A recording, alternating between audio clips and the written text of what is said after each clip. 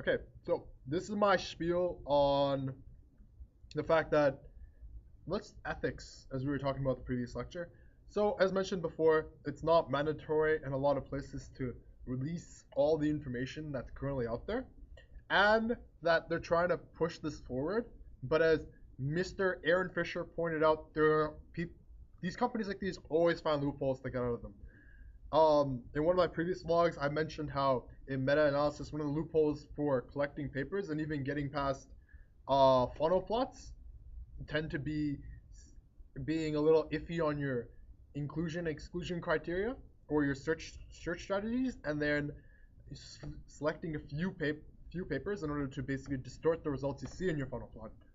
Um, the fact that tactics like this are actually used in the scientific world basically begs into question peop- whether or not science like this is still based on helping people rather than making a buck.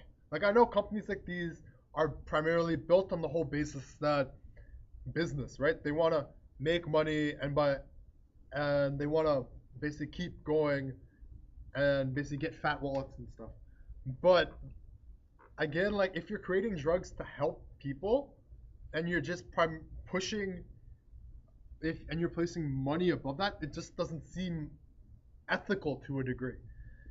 Also, going back to the whole testing or doing things in the third world countries, it's already being done, and again brings into line what kind of research is being done because there's probably research being done in places like China and India, which is just as interesting or influential as anything we have here, but because of the language barrier that it between the countries and places that we have in the world, these papers aren't being utilized to their full potential or the data that's being collected.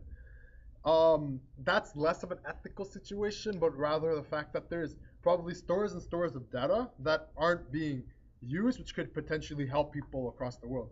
Again, when we had the fluoridation lecture, it was mentioned that there are entire cities within China where these fluoridation studies have been done uh, because they have specific lakes in deep China which have high fluoride and would be useful to basically test the claims of high fluoridation on populations.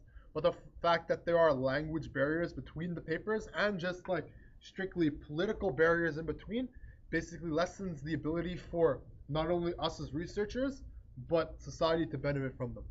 Okay, thank you.